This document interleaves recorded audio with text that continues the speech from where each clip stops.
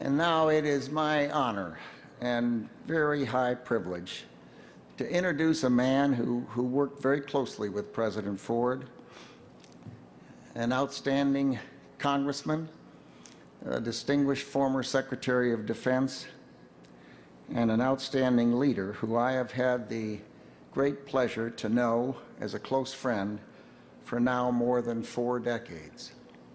Ladies and gentlemen, the former Vice President of the United States of America, the Honorable Richard B. Cheney.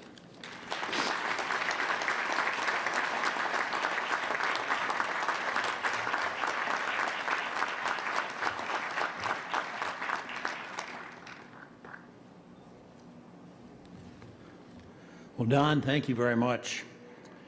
Members of the Ford family, distinguished guests, ladies and gentlemen. I appreciate the chance to be here and count it a real honor to join all of you in this ceremony today. It's not every day you see the world's greatest ship receive the finest of names. And how fitting that I was introduced by Don Rumsfeld, since it was Don Rumsfeld who introduced me to Jerry Ford. As he mentioned, Don and I go back quite a ways. Whenever I see him, I marvel at that youthful glow and the vitality of the man.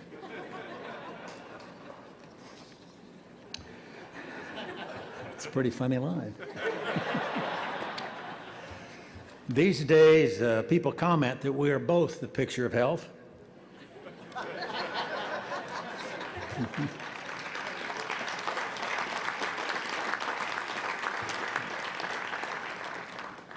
Though in my case, let's just say it's been a little harder slog to get there.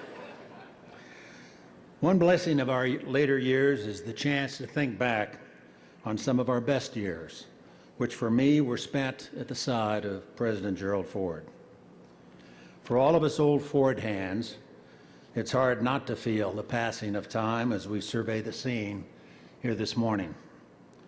Next month, it will be exactly 4 decades since our boss became vice president, a job he didn't much like, but which some of us just have to settle for.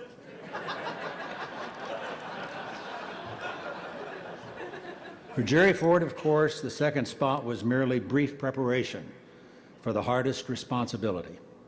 When that command fell to him in the summer of 1974, the White House was what you might call a listing ship. And what followed in the decisions and conduct of his presidency explains why we're all here today. Becoming president, especially by accident of history, doesn't automatically get a man's name on a carrier.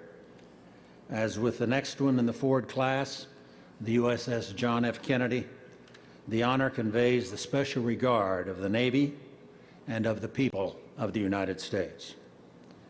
President Ford is remembered for the cheerful, unassuming spirit he brought to the nation's highest office at a time when a dose of the normal and the modest went a long way.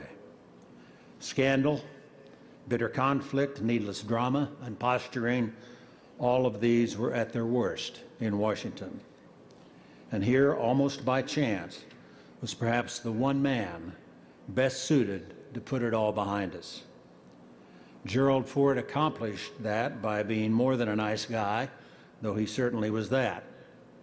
He saw America through its travails, through the end of the war in Vietnam as well, by wisdom and by strength of character. When Americans can look at the Oval Office and see our country's finest qualities at work, that's always worth a lot. In the 895 days of the Ford presidency, it mattered more than anything. No one who saw it up close can ever doubt the difference that one good man can make.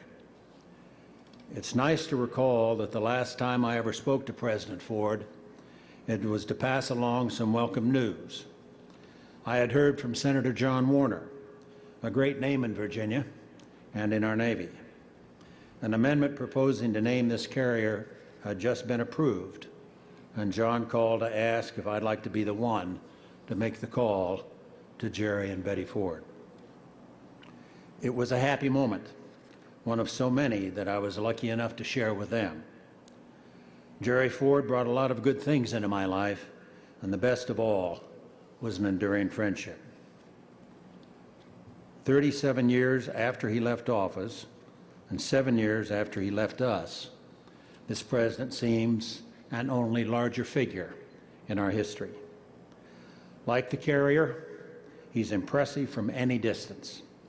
May this ship and all who sail her bring nothing but credit to our country, just as her namesake did. In the many years of service to come, may she give strength to America's cause and be a force for the good wherever time and chance should find the USS Gerald R. Ford. Thank you very much. And now I give you Assistant Secretary of the Navy, Sean Stackley.